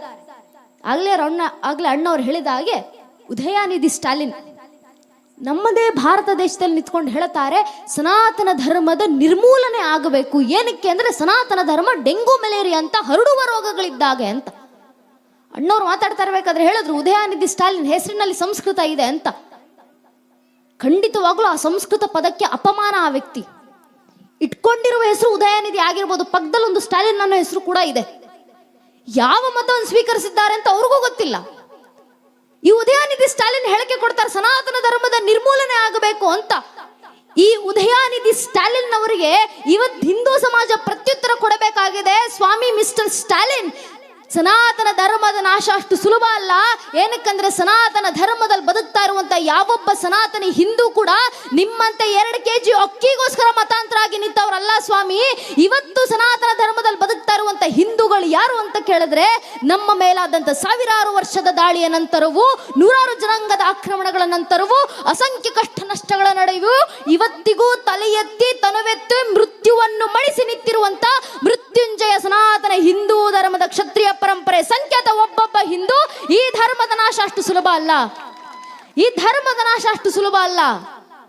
ಇದೇ ಧರ್ಮದ ನಾಶ ಮಾಡಬೇಕು ಅಂತ ಹೇಳ್ತಿರೋರು ಇವ್ರು ಒಬ್ರಿಬ್ರಲ್ಲ. 1000 ವರ್ಷ ದಾಳಿ ಆಯ್ತು ನಮ್ಮ ಮೇಲೆ, ನಮ್ಮ ಧರ್ಮದ ನಾಶ ಮಾಡ್ಲಿಕ್ಕೆ. ಬರೋಬ್ಬರಿ 1,000ಕ್ಕೂ ಹೆಚ್ಚು ವರ್ಷಗಳ ಕಾಲ ನಮ್ಮ ಮೇಲೆ ದಾಳಿ ಆಯ್ತಲ್ಲ. ಈ 1,000ಕ್ಕೂ ಹೆಚ್ಚು ವರ್ಷ ಏನು ಮಹಾ ಅಂತ ನಾವು ಅಂದ್ಕೊಂಡ್ರೆ ಒಮ್ಮೆ ಇತಿಹಾಸದ ಪುಟಗಳನ್ನು ತಿರುವು ಹಾಕಿ ನೋಡಿದಾಗ ನಮ್ಗೆ ಅರ್ಥ ಆಗುತ್ತೆ. ಇದೇ ಜಗತ್ನಲ್ಲಿ ಒಂದು ಜನಾಂಗ ಇತ್ತು, ಈಜಿಪ್ಷಿಯನ್ ಜನಾಂಗ ಅಂತ ಅದ್ರ ಹೆಸರು. ನಮ್ಮ ಮಕ್ಕಳಿಗೆ ಪಠ್ಯ ಪುಸ್ತಕದಲ್ಲಿ ಈಜಿಪ್ಟ ಪಿರಮಿಡ್ಗಳ ಬಗ್ಗೆ ಹೇಳ್ಕೊಡ್ತಾರಲ್ಲ, ಅದೇ ಈಜಿಪ್ಷಿಯನ್ ಜನಾಂಗ. ಕೇವಲ 21 ವರ್ಷಗಳ ಕಾಲ ಒಂದು ಪರಕೀಯರ ದೇಶ ಈಜಿಪ್ಷಿಯನ್ ಜನಾಂಗದ ಮೇಲೆ ದಾಳಿ ಮಾಡ್ತು. ಪರಿಣಾಮ ಇಡೀ ಈಜಿಪ್ಷಿಯನ್ ಜನಾಂಗ ಮಣ್ಣಲ್ಲಿ ಮಣ್ಣಾಗಿ ಹೋಯ್ತು. ಟರ್ಕಿ ಕೇವಲ 14 ವರ್ಷದಲ್ಲಿ ಒಂದೇ ಒಂದು ದಾಳಿಗೆ ಇಡೀ ಟರ್ಕಿ ರಾಷ್ಟ್ರದಲ್ಲಿದ್ದಂಥ ಮೂಲ ಜನಾಂಗ ನಶಿಸಿ ಹೋಯಿತು. ಇರಾನ್ ಕೇವಲ 10 ವರ್ಷದಲ್ಲಿ ಒಂದೇ ಒಂದು ದಾಳಿಗೆ ಇಡೀ ಇರಾನ್ ರಾಷ್ಟ್ರದಲ್ಲಿದ್ದಂಥ ಮೂಲ ಜನಾಂಗ ನಶಿಸಿ ಹೋಯಿತು. ಯುರೋಪ್ ಕೇವಲ 48-49 ವರ್ಷಗಳಲ್ಲಿ ಒಂದೇ ಒಂದು ದಾಳಿಗೆ ಸಮಸ್ತ ಯುರೋಪ್ ಖಂಡದಲ್ಲಿದ್ದಂಥ 44 ರಾಷ್ಟ್ರದಲ್ಲಿದ್ದಂಥ ಮೂಲ ಜನಾಂಗ ಇತಿಹಾಸದ ಪುಟಗಳಿಂದ ಅಳಿಸಿ ಹೋಯಿತು. ಪ್ರಾಚೀನ ಅಂತ ಕರೆಸ್ಕೊಂಡಂತ 35 ಜನಾಂಗಗಳಿದ್ವು ಈ ಜಗತ್ತಿನಲ್ಲಿ. ಎಲ್ಲೋದ್ವು ಆ ಜನಾಂಗಗಳು? ಒಮ್ಮೆ ಯೋಚಿಸಿ ನೋಡಿ. ಎಲ್ಲೋಯ್ತು ಬ್ಯಾಬಿಲೋನಿಯನ್ ಜನಾಂಗ, ಎಲ್ಲೋಯ್ತು ಮೆಸೊಪೊಟೇಮಿಯನ್ ಜನಾಂಗ, ಎಲ್ಲೋದ್ರು ಗ್ರೀಕರು, ಎಲ್ಲೋದ್ರು ಈಜಿಪ್ಷಿಯನರು, ಎಲ್ಲೋದ್ರು ಪರ್ಷಿಯನರು. ತಮ್ಮ ಮೇಲಾದಂತ 10, 20, 40, 50 ವರ್ಷದ ದಾಳಿಗಳನ್ನ ತಡೆಯುವಷ್ಟು ಸಾಮರ್ಥ್ಯ ಈ ಜನಾಂಗಗಳಿಗಿರ್ಲಿಲ್ಲ. ಪರಿಣಾಮ ಜನಾಂಗಕ್ಕೆ ಅಳಿಸಿ ಹೋದವು. ಪ್ರಾಚೀನ ಅಂತ ಕರೆಸ್ಕೊಂಡಂತ 35 ಜನಾಂಗಗಳು ಕಾಲಗರ್ಭ ಸೇರಿದ್ವು. ನಮ್ಮ ಕಣ್ಣು ಮುಂದೆ ಕಣ್ಣು ತೆರೆದಂತ 100 ಮತಪಂಥಗಳು ಕಣ್ಣು ಬರೆ ಆದವು. ಆದ್ರೆ ನಮ್ಮ ಸನಾತನ ಹಿಂದೂ ಧರ್ಮ, ಈ ಧರ್ಮದ ಮೇಲೆ 1,000ಕ್ಕೂ ಹೆಚ್ಚು ವರ್ಷಗಳ ಕಾಲ ದಾಳಿ ಆಯ್ತು. ಮತ್ತೆ ಈ 1,000ಕ್ಕೂ ಹೆಚ್ಚು ವರ್ಷಗಳ ಕಾಲ ನಮ್ಮ ಮೇಲೆ ದಾಳಿ ಮಾಡಿದ್ರು ಒಬ್ಬರಿಬ್ಬರಲ್ಲ, ಎಷ್ಟು ಜನಾಂಗಗಳು, ಎಷ್ಟು ಪರಕೀಯರು ದಾಳಿ ಮಾಡಿದ್ರು. ಮೊಘಲರು ಬಂದ್ರು, ತುರ್ಕರು ಬಂದ್ರು, ಅರಬ್ಬರು ಬಂದ್ರು, ಅಫ್ಘಾನರು ಬಂದ್ರು, ಪೋರ್ಚುಗೀಸರು ಬಂದ್ರು, ಡಚ್ಚರು ಬಂದ್ರು, ಫ್ರೆಂಚರು ಬಂದ್ರು, ಇಂಗ್ಲಿಷರು ಬಂದ್ರು, ಶಕರು ಬಂದ್ರು, ಹೂಣರು ಬಂದ್ರು. ಇವರೆಲ್ಲರೂ ಬಂದು ನಮ್ಮ ಮೇಲೆ ದಾಳಿ ಮಾಡಿದ ನಂತರವೂ ಇವತ್ತಿಗೂ ಹಿಂದೂಗಳು ಹಿಂದೂಗಳಾಗೇ ಉಳಿದಿದ್ದೀವಿ. ಹಿಂದೂ ಸಮಾಜವಾಗಿ ಉಳಿದಿದೆ. ಇದಕ್ಕೆ ಕಾರಣ ನಮ್ಮ ಪೂರ್ವಿಕರ ಕ್ಷಾತ್ರ ತೇಜಸ್ಸು. ಈ ಸಾವಿರಾರು ವರ್ಷಗಳ ದಾಳಿ ನಂತರವೂ ಇವತ್ತಿಗೂ ಯಾಕೆ ಹಿಂದೂ ಸಮಾಜ ಉಳಿದಿದೆ ಅಂದ್ರೆ ನಮ್ಮಲ್ಲಿದ್ದಂಥ ಸಂಘಟಿತ ಭಾವ. ಇವತ್ತಿನ ಹಿಂದೂಗಳು ಮತ್ತೊಮ್ಮೆ ಆ ಸಂಘಟಿತ ಭಾವವನ್ನು ಮೆಲುಕು ಹಾಕಬೇಕು. ನಮ್ಮ ಪರಿಸ್ಥಿತಿ ಏನಾಗಿದೆ ಅಂದ್ರೆ ಹಿಂದೂಗಳು ಒಡೆದೋಗಿದ್ದೀವಿ. ಯಾವ್ಯಾವ ಹೆಸರಲ್ಲಿ? ರಾಜಕೀಯದ ಆಸಕ್ತಿ ಹೆಸರಲ್ಲಿ ಒಡೆದೋಗಿದ್ದೀವಿ, ಜಾತಿ ಮತ ಪಂಥಗಳ ಹೆಸರಲ್ಲಿ ಒಡೆದೋಗಿದ್ದೀವಿ. ಇವತ್ತು ಒಬ್ಬ ಹಿಂದೂ ಆಗೋಕೆ ಮುಂಚೆ ಒಬ್ಬ ಹಿಂದೂ ಬ್ರಾಹ್ಮಣ ಆಗ್ತಾನೆ, ಒಬ್ಬ ಹಿಂದೂ ಲಿಂಗಾಯತರಾಗ್ತಾರೆ, ಒಬ್ಬ ಹಿಂದೂ ಕುರುಬ ಆಗ್ತಾರೆ, ಒಬ್ಬ ಹಿಂದೂ ಗೌಡರಾಗ್ತಾರೆ, ಒಬ್ಬ ಹಿಂದೂ ಬೇಡರಾಗ್ತಾರೆ, ಒಬ್ಬ ಹಿಂದೂ ನಾಯಕ್ ಸಮಾಜದವರಾಗ್ತಾರೆ. ಹಿಂದೂ ಆಗೋದು ಯಾವಾಗ? ಈಗಿನ ಸಂದರ್ಭದಲ್ಲಿ ಹಿಂದೂಗಳು ಯೋಚನೆ ಮಾಡಬೇಕು, ನೆನಪಿನಲ್ಲಿ ಇಟ್ಕೊಳ್ಬೇಕು. ನಮ್ಮ ಜಾತಿ ಪ್ರೇಮ ಎಷ್ಟೇ ದೊಡ್ಡದಿರಲಿ ಸ್ವಾಮಿ, ನಮ್ಮ ಜಾತಿ ನಮ್ಮನೆ ದೇವ್ರ ಕೋಣೆ ಒಳಗೆ ಸೀಮಿತ ಆಗ್ಲಿ. ನಮ್ಮ ರಾಜಕೀಯ ಆಸಕ್ತಿ ಯಾವುದೇ ಇರಲಿ, ನೀವು ಯಾವುದೇ ರಾಜಕೀಯ ಪಕ್ಷಕ್ಕೆ ಬೇಕಾದ್ರೂ ಕಾರ್ಯಕರ್ತರ ಕೆಲಸ ಮಾಡಿ, ಆದ್ರೆ ನಮ್ಮ ರಾಜಕೀಯ ಆಸಕ್ತಿ ನಮ್ಮನೆ ಒಳಗಿರ್ಲಿ. ಪ್ರತಿಯೊಬ್ಬ ಹಿಂದೂ ತನ್ನ ಮನೆ ದೇವ್ರ ಕೋಣೆಯನ್ನ ಬಿಟ್ಟು ಮನೆಯ ವಸ್ತ್ರದಾಟ್ ಹೊರಗೆ ಬರಬೇಕಾದ್ರೆ ಜಾತಿ, ಉಪಜಾತಿ, ಕುಲ, ಗೋತ್ರ, ಪಂಗಡ, ಮತ, ಪಂಥ, ರಾಜಕೀಯ ಆಸಕ್ತಿ ಎಲ್ಲವನ್ನೂ ಮರೆತು ಹೆಗಲ ಮೇಲೆ ಒಂದು ಕೇಸರಿ ಶಾಲು, ಹಣೆ ಮೇಲೆ ಕೇಸರಿ ತಿಲಕ ಇಟ್ಕೊಂಡು ನಾವೆಲ್ಲ ಹಿಂದೂ, ನಾವೆಲ್ಲ ಒಂದು ಅನ್ನೋ ಭಾವನೆಯಲ್ಲಿ ಮನೆ ಬಿಟ್ಟಾಗ ಮಾತ್ರ ಧರ್ಮ ಜಾಗೃತಿ ಆಗೋದು, ಧರ್ಮ ರಕ್ಷಣೆ ಆಗೋದು, ದೇಶ ಕಟ್ಟುವ ಕೆಲಸ ಆಗೋದು. ಇವತ್ತಿನ ದಿನ ಸಮಸ್ತ ಹಿಂದೂ ಸಮಾಜ ಮಾಡಬೇಕಾಗಿರುವ ಕೆಲಸ ಅದು. ಜಾತಿ ಪ್ರೇಮವನ್ನ ಮೀರಿ ಧರ್ಮ ಕಟ್ಟುವ ಕೆಲಸ, ರಾಜಕೀಯ ಆಸಕ್ತಿಗಳನ್ನ ಮರೆತು ಧರ್ಮ ಮತ್ತು ದೇಶ ಕಟ್ಟುವಂತ ಕೆಲಸ.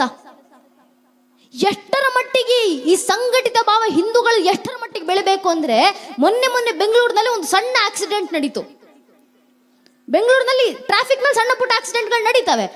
ಒಬ್ಬ ಕಾರಿನ ಮಾಲೀಕ ಕಾರ್ ಓಡಿಸ್ಕೊ ಬರ್ತಾ ಇದ್ರೆ ಒಬ್ಬ ಬೈಕ್ ಸವಾರ ಬಂದು ಕಾರಿಗೆ ಟಚ್ ಮಾಡಿದ್ರು. ಕಾರಿಗೆ ಡೆಂಟ್ ಆಯ್ತು. ತಕ್ಷಣ ಕಾರಿನ ಮಾಲೀಕ ಕೆಳಗಿಳಿದ್ರು. ಆಗಿರೋ ಡೆಂಟ್ ನೋಡಿದ್ರು, ಎದುರುಗಡೆ ನಿಂತಿದ್ದಂತ ಬೈಕ್ ಸವಾರನ ನೋಡಿದ್ರು. ತುಂಬೋದು ಬೈಕ್ ಶುರು ಮಾಡಿದ್ರು. ಬುದ್ಧಿ ಇಲ್ವೇನಯ್ಯ ನಿನಗೆ, ಗಾಡಿ ಓಡಿಸಕ್ ಬರಲ್ಲ ಅಂದ್ರೆ ಏನಕ್ಕೆ ರೋಡಿಗೆ ಗಾಡಿ ತರ್ತೀರ ಅಂತ ತುಂಬೋದು ಬೈದ್ರು. ಎಲ್ಲಾ ಬೈದಿದ ನಂತರ ಕೊನೆಗೆ ಕಾರಿನ ಮಾಲೀಕ ಎದುರುಗಡೆ ಇದ್ದಂತ ಬೈಕ್ ಸವಾರನಿಗೆ ಒಂದೇ ಒಂದು ಮಾತು ಹೇಳಿದ್ದು.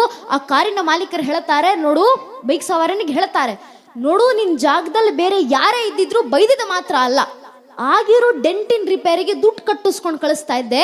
ಆದ್ರೆ ನಿನ್ನ ಹಣೆನಲ್ಲಿ ಕುಂಕುಮ ನೋಡ್ದೆ, ನೀನೊಬ್ಬ ಹಿಂದೂ ಅಂತ ಸುಮ್ಮನೆ ಬಿಟ್ಟಿದ್ದೀನಿ, ಹೋಗು ಅಂತ ಹೇಳ ಕಳಿಸಿದ್ರು. ಒಬ್ಬ ಹಿಂದುವಿಗೆ ಇನ್ನೊಬ್ಬ ಹಿಂದುವನ್ನ ನೋಡಿದ ಕೂಡಲೇ ಬರಬೇಕಾದಂತ ಭಾವನೆ ಅಂತದ್ದು. ಈ ಸಂಘಟಿತ ಭಾವ ಯಾವತ್ತು 100 ಕೋಟಿ ಹಿಂದೂಗಳಲ್ಲಿ ಬರುತ್ತಲ್ಲ, ಅವತ್ತಿನ ದಿನ ಭಾರತದಲ್ಲಿ ಹಿಂದುತ್ವ ಜಾಗೃತಿ ಆಗುತ್ತೆ. ಇವತ್ತು ಹಿಂದುತ್ವ ಜಾಗೃತಿ ಆಗಬೇಕು. ಆದ್ರೆ ನಮ್ಮ ಸಮಸ್ಯೆ ಏನಾಗಿದೆ ಅಂದ್ರೆ, ನಮ್ಮಲ್ಲೇ ಹಿಂದೂಗಳು ಒಂದಿಷ್ಟು ಜನ ಇದ್ದಾರೆ. ಆಗಲೇ ಅಣ್ಣವ್ರು ಹೇಳಿದ್ರಲ್ಲ, ಸಾವರ್ಕರ್ ಅವ್ರು ಹೇಳಿದಂತ ಮಾತನ್ನು ಉಲ್ಲೇಖ ಮಾಡಿದ್ರು. I do not fear A Muslim, neither do I fear A Christian, I fear those Hindus who are against Hindutva ಅಂತ ಸಾವರ್ಕರ್ ಹೇಳಿದ ಮಾತು. ನಮಗೆ ಮುಸಲ್ಮಾನರಂದ್ರೆ ಭಯ ಇಲ್ಲ, ನಮಗೆ ಕ್ರಿಶ್ಚಿಯನರಂದ್ರೆ ಭಯ ಇಲ್ಲ, ಆದ್ರೆ ಹಿಂದೂ ಧರ್ಮದಲ್ಲಿ ಹುಟ್ಟಿ ಹಿಂದುತ್ವದ ವಿರುದ್ಧವಾಗಿ ಮಾತಾಡ್ತಾರಲ್ಲ ಅಂತ ಹಿಂದೂಗಳ ಕಂಡ್ರೆ ಭಯ ಆಗುತ್ತೆ ಅಂತ.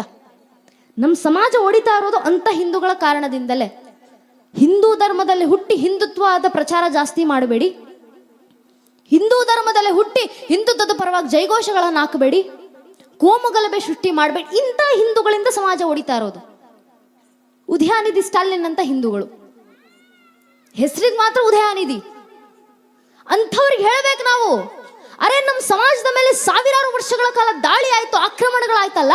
ಈ ಆಕ್ರಮಣಗಳು ದಾಳಿಗಳು ಮಾಡಿದಂತ ಪರಕೀಯರು ಎಲ್ಲರೂ ಯೋಚನೆ ಮಾಡಿದ್ರು, ಸನಾತನ ಧರ್ಮದ ನಾಶ ಮಾಡಬೇಕು. ಹೇಗೆ ನಾಶ ಮಾಡಬೇಕು? ಆ ಪರಕೀಯರು ಯೋಚನೆ ಮಾಡಿದ್ರು, ಸನಾತನ ಧರ್ಮದ ನಾಶ ಮಾಡಬೇಕಂದ್ರೆ ಸನಾತನ ಧರ್ಮದ ಮೂಲವನ್ನು ನಾಶ ಮಾಡಬೇಕು. ಎಲ್ಲಿದೆ ಸನಾತನ ಧರ್ಮದ ಮೂಲ ಅಂತ ಹುಡ್ಕೊಂಡೋದ್ರು. ಕೆಲವೊಂದಿಷ್ಟು ಜನ ಮತಾಂತರಿಗೆ ನಮ್ಮ ಸನಾತನ ಧರ್ಮದ ಮೂಲ ನಮ್ಮ ದೇವಸ್ಥಾನಗಳಲ್ಲಿ ಕಾಣಿಸ್ತು. ಪರಿಣಾಮ ನಮ್ಮ ದೇವಸ್ಥಾನಗಳನ್ನ ನಾಶ ಮಾಡಿದ್ರು, ಆದ್ರೆ ಸನಾತನ ಧರ್ಮವನ್ನು ನಾಶ ಮಾಡ್ಲಿಕ್ಕೆ ಆಗ್ಲಿಲ್ಲ. ಈ ಕೆಲವೊಂದಿಷ್ಟು ಜನ ಪರಿಕರಿಗೆ ನಮ್ಮ ಸನಾತನ ಧರ್ಮದ ಮೂಲ ನಮ್ಮ ಗ್ರಂಥಗಳಲ್ಲಿ ಕಾಣಿಸ್ತು. ಪರಿಣಾಮ ಗ್ರಂಥಾಲಯಗಳಿಗೆ ಬೆಂಕಿ ಇಟ್ರು, ಆದ್ರೂ ಸನಾತನ ಧರ್ಮದ ನಾಶ ಮಾಡ್ಲಿಕ್ಕೆ ಆಗ್ಲಿಲ್ಲ. ಯಾಕೆ ಅಂದ್ರೆ ಆ ಮೂರ್ಖರಿಗೆ ಅರ್ಥವೇ ಆಗ್ಲಿಲ್ಲ. ಸನಾತನ ಧರ್ಮದ ಮೂಲ ಕಲ್ಲು ಮಣ್ಣಿನಿಂದ ತಯಾರಿಸಿದಂತ ದೇವಸ್ಥಾನಗಳಲ್ಲಿ ಗುಡಿ ಗುಂಡಾರಗಳಲ್ಲಿ ಮಾತ್ರ ಇಲ್ಲ. ಈ ಸನಾತನ ಧರ್ಮದ ಮೂಲ ದಿನ ಬೆಳಗೆದ್ದು ಸೂರ್ಯನಿಗೂ ಜಲಾಭಿಷೇಕ ಮಾಡಿ ಸೂರ್ಯ ಮಂತ್ರವನ್ನ ಪಠಿಸ್ತಾ ಸೂರ್ಯನನ್ನು ಸೂರ್ಯದೇವ ಅಂತ ಆರಾಧಿಸ್ತೀವಲ್ಲ, ಆ ಸೂರ್ಯನ ಹೊಳೆಯುವ ತೇಜದಲ್ಲಡಗಿದೆ ಈ ಸನಾತನ ಧರ್ಮದ ಮೂಲ. ಆ ಸೂರ್ಯನ ಪ್ರಕೃತಿಯನ್ನ ತಡೆಯುವ ಸಾಮರ್ಥ್ಯ ಯಾರಲ್ಲೂ ಇಲ್ಲ. ಅದಕ್ಕೆ ಸನಾತನ ಧರ್ಮದ ನಾಶ ಸಾಧ್ಯ ಇಲ್ಲ. ಈ ಸನಾತನ ಧರ್ಮದ ಮೂಲ ದಿನಾ ಬೆಳಗೆದ್ದು ಸಮುದ್ರವಸನೆ ದೇವಿ ಪರ್ವತಸ್ಥನ ಮಂಡಲೆ ವಿಷ್ಣುಪತಿ ನಮಸ್ತುಭ್ಯಂ ಪಾದಸ್ಪರ್ಶ ಶಮಸ್ವಮೆ ಅಂತ ಭೂಮಿ ತಾಯಿಯನ್ನು ಕೂಡ ದೇವರ ಸ್ಥಾನದಲ್ಲಿಟ್ಟು ಆರಾಧಿಸೋದ್ರಲ್ಲಿದೆ.